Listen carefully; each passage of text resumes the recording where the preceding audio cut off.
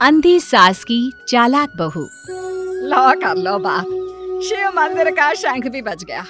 इसका मतलब सुबह के 7 बज गए हैं, लेकिन अभी तक नाश्ता नहीं आया। अरे बहू, ओ पूनम बहू, अरे इस अंधी बुढ़िया को इस जन्म में नाश्ता नसीब होगा कि नहीं? कल रात को भी फुलके जला दिए थे, कुछ मजा नहीं आया था खाने में। ये है सीतापुर में रहने वाली मंजरी, एक अंधी सास। मन की साफ है, बस थोड़ी सी जुबान से तेज है। मंदिर के शंखनाद से ही इन्हें पता चल जाता है कि वक्त क्या हो रहा है। और ये रही इनकी चालाक बहू पूनम। अच्छा हुआ जो मैंने ऑनलाइन ऑर्डर कर दिया सब कुछ, वरना ये बूढ़ी लाठी मेरी छाती पर मूंग दलने लग जाती। अरे बहू, तू घर में है भैया, चल बसी। हाय राम, ऐसा न कहो सासू माँ, दिन में एक बार तो भी माँ सरस्वती जुबान पर बैठती हैं। अरे नहीं नहीं, तुझे कुछ ना होगा। खुशबू तो बड़ी अच्छी आ रही है। ऐसा कौन से पंच पकवान बनाए हैं आज तूने? आज है स्पेशल जलेबियाँ, फाफड़ा, आलू की पराठे, कम चीनी वाली गर्मा गर्म चाय, दही पकोड़े, ये सब। वो मुझे डॉक्टर ने कहा है ना कि आप दिन में कम से कम 3 से 4 घंटे सोया करो, इसलिए आज मैंने सारा काम निपटा दिया है। अब मैं सो जाऊंगी। वाह, क्या स्वाद है। लेकिन बहू, ये तो ब्रिजवासी की जलेबियां है ना? तू तो कह रही है कि तूने बनाया है। दरअसल वो मैंने ब्रिजवासी काका से रेसिपी पूछ ली थी। अच्छा मम्मी जी, मैं आती हूँ अभी, जरा वो दूध गैस पर तेज आंच पर रखकर आई हूँ ना। पूनम फौरन ही वहां से उठकर रसोई में भाग जाती है। मंजरी को फिर भी पूनम पर थोड़ा शक आता है। पूनम ऐसे ही रोज अपने पति के पैसों को खर्च करके बाहर से खाना मंगवाती और अपनी सास से कहती कि उसने खुद बनाया है। और उसकी बेचारी अंधी सास बहू के इस झूठ से बेखबर सारी चीजें मान भी लेती। एक दोपहर में पूनम पूरा मेकअप करके तैयार होकर खड़ी होती है। चलो फटाफट पतली गली पकड़ के निकल लेती हूँ, इससे पहले कि बुढ़िया मुझसे टकराए।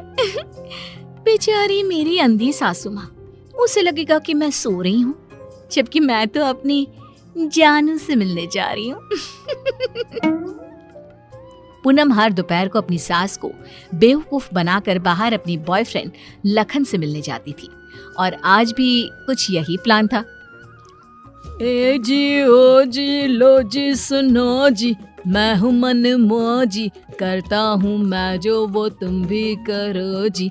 1 2 का 4, 4 2 का 1, माय नेम इज लखन, सजनों का सजन मेरा नाम है लखन।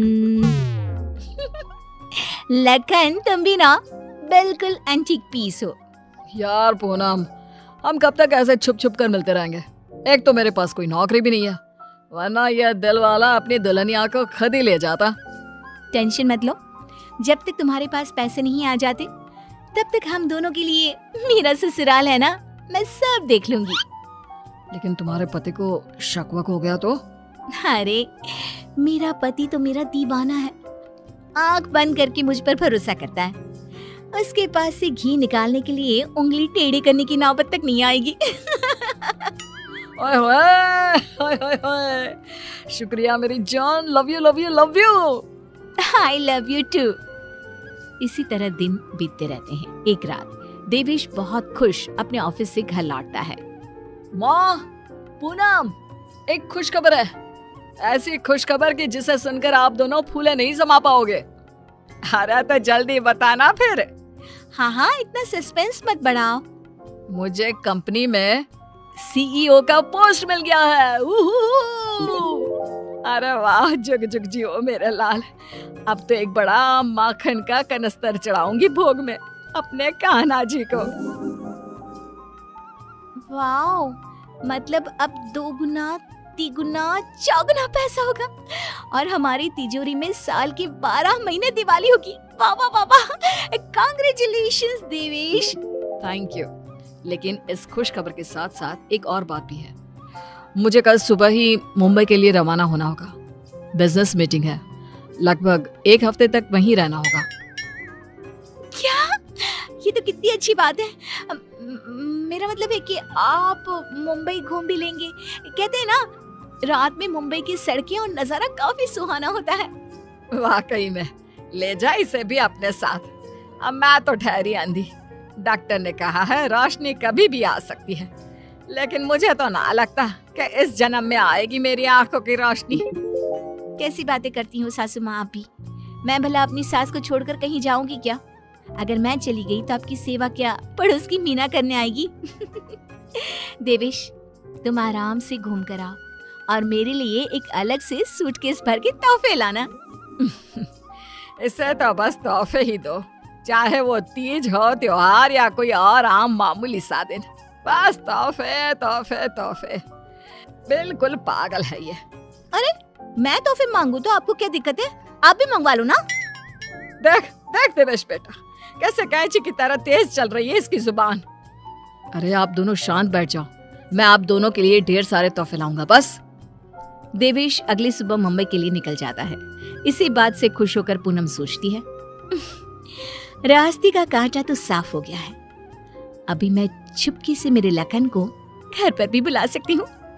इस अंधी बुढ़िया को तो कानों कान भनक भी नहीं लगेगी। पूनम अब रात को चुपके से पीछे के दरवाजे के जरिए लखन को घर पर बुला लेती है। अब जहाँ सास घोड़े बेचकर खर्राटे मारते हुए सो रही होती है, तो वो बहू की बात करने की आवाज सुनकर तुरंत उठकर बैठ जाती है। ये आवाज किसी आदमी की लगती है, शायद बहू के कमरे से आ रही है। लेकिन नहीं, मैं भी कुछ ज्यादा ही दिमाग लगा देती हूँ। देख रही होगी कोई भूत या फिल्म। अब तो पति नहीं है घर में, इसलिए रात भर ऐसे ही करेगी ना। लेकिन अगर कल जल्दी नहीं उठी तो फिर मैं इसके कानों के पास जाकर बर्तन बजाऊंगी जोरों जोरों से। ये सिलसिला रोज चलता है और मंजरी को रोज लगता है कि पूनम टीवी पर कोई फिल्म देख रही है। एक दिन जब पूनम बाहर होती है, तभी मंजरी सोकर उठती है और आंखें खोलते ही उसे सब कुछ दिखाई देने लगता है। वो अपने आसपास सब कुछ देखकर काफी खुश और आश्चर्यचकित हो जाती है। ये तो गजब हो गया, मेरे आंखों की रोशनी फिर से लौट आई। डॉक्टर ने सही कहा था, रोशनी कभी भी लौट सकती है। बहू, अरे ओ पूनम का चांद, कहाँ मर गई? देख तो अब मुझे सब कुछ दिखाई दे रहा है। अब तो मैं छड़ी का इस्तेमाल भी नहीं करूंगी और अब मैं रोज अपने भगवान जी को भी देख सकती हूँ। पूनम! मंजरी अपनी बहू को आवाज लगाते हुए पूरा घर तलाशती है, लेकिन पूनम उसे कहीं नहीं दिखती। तभी उसकी नजर तिजोरी पर पड़ती है जिसका ताला नहीं लगा था। इस पर वो जैसे ही तिजोरी खोलती है तो हैरानी से उसकी आंखें फटी की फटी रह जाती है। ये कैसे हो सकता है? जहाँ तक मुझे पता है, देवेश ने कहा था कि वो घर खर्च के लिए 25,000 दे के जा रहा है, लेकिन यहाँ तो उसका आधा भी नहीं है। जरूर ये पूनम ने पैसे अपने शॉपिंग पर खर्च कर दिए होंगे। पैसे को पानी तरह बर्बाद करती फिरती है। आने दो उसे, फिर देखती हूँ उसे। तब तक मैं अपने भगवान के दर्शन कराती हूँ। मंजरी मंदिर जाती है, अच्छे से दर्शन करती है और खुशी खुशी वापस घर की तरफ चल देती है। जहाँ रास्ते में उसकी नजर मंदिर के पास बहती नदी के किनारे बैठी अपनी बहू पर पड़ती है, जो लखन के साथ वहाँ बैठी थी। ये यहाँ क्या कर रही है और इसके साथ कौन बैठा है? पता तो करना ही पड़ेगा। अब मंजरी चुपचाप आगे बढ़ती है और वहीं पास में एक बड़े पेड़ के पीछे छुपकर उनकी बातें सुनने लगती है। सुनो लखन, कल मेरा पति आने वाला है। आज रात को तुम आना और हम दोनों पूरी तिजोरी पर हाथ साफ कर देंगे। और भी बहुत सारा बेशकीमती सामान पड़ा है घर पर, उसे भी हम अपने साथ लेकर यहाँ से भाग जाएंगे। आइडिया अच्छा है मेरी जान, अब हमें कोई नहीं रोक सकता। हम ना यहाँ से सीधा सिंगापुर जाएंगे डार्लिंग। बाप रे बाप, इसका मतलब इस महारानी का इस मुफ्तखोर के साथ चक्कर चल रहा है। अच्छा, तो मेरे बेटे को लूटकर अपनी दुनिया बसाने का प्लान चल रहा है। अब रुक, तुझे दिखाती हूँ दाल और आटे का भाव। अब घर पे अच्छे से डोली सजाती हूँ तेरी विदाई के लिए। मंजरी वहां से चली जाती है और कुछ देर बाद जब पूनम घर लौटती है तो वो दोबारा उसके सामने अंधी होने का नाटक करने लगती है। अरे सासू माँ, व्हाट्सएप? अरे कुछ नहीं बेटा, बस वो देवेश की याद आ रही थी। अरे सासू माँ, इतना लोड क्यों ले रही हो? वैसे भी वो कल तक वापस आ ही जाने वाला है, फिर क्यों खामखा परेशान हो रही हो आप? वैसे भी कल से आप दोनों माँ बेटी अपने रोने के दिन भरने शुरू कर देना। क्या कहा? अब मेरा मतलब कल जब आएंगे 1 हफ्ते के बाद, तब आप कर लेना ना भरत मिलाप, गले मिल के जी भर के रो लेना। अच्छा, ऐसा कह रही है क्या तू? ठीक है, चल बहू, मेरे ना घुटनों में काफी दर्द हो रहा है, थोड़ा बाम लगाकर मालिश तो कर देना बेटा। और हाँ, 2 दिन बाद 7 पंडितों को भोजन खिलाना है, उसके लिए मसाले भी तो तैयार करने हैं। सिलबट्टे पर ही पीसना है उनको, घर के पीसे शुद्ध मसाले चाहिए। लेकिन सासू माँ, मैंने जो कह दिया सो कह दिया, अब कोई आना कानी ना करना, ठीक है? वरना देवेश को फोन करके बता दूंगी। हाँ, मंजरी अपनी बहू पूनम से जानबूझकर सारा काम करवाती है और ना चाहते हुए भी पूनम को वो सारा काम करना ही पड़ता है। आखिरी बार थोड़ी एक्स्ट्रा सेवा करा लेती हूँ इस नासपिटी कर्मचली से। मुझे इतने सालों तक उल्लू बनाया ना, अब इससे एक दिन में कैसे सूखी मिर्ची बनाती हूँ, देखना। सारा दिन काम करके पूनम अपने कमरे में जाती है और रात को लखन पीछे के दरवाजे से घर में घुस आता है। किधर है सारा माल? जल्दी करो, अपने पास बिल्कुल भी टाइम नहीं है। पूनम और लखन मिलकर सामान चुरा ही रहे होते हैं कि तभी वहां पर देवेश और मंजरी आ जाते हैं और उन्हें वहां देखकर पूनम और लखन के पैरों तले जमीन खिसक जाती है। देवेश, तुम? सासू माँ, आप देख सकती हो? कैसे? तुझे क्या लगा तू हमें इस तरह चूना लगाकर आसानी से बचकर निकल जाएगी? पूनम, जो कुछ भी तुमने हमारे साथ किया है ना, मैंने कभी सपने में भी नहीं सोचा था कि तुम ऐसा करोगी। बहुत बहुत गलत किया तुमने। और तू लंगूर लखन, तेरी तो ऐसी की तैसी। बचाओ, माफ कर दो भैया, माफ कर दो। लखन हाथ जोड़कर खड़ा हो जाता है, लेकिन देवेश उसे नहीं छोड़ता।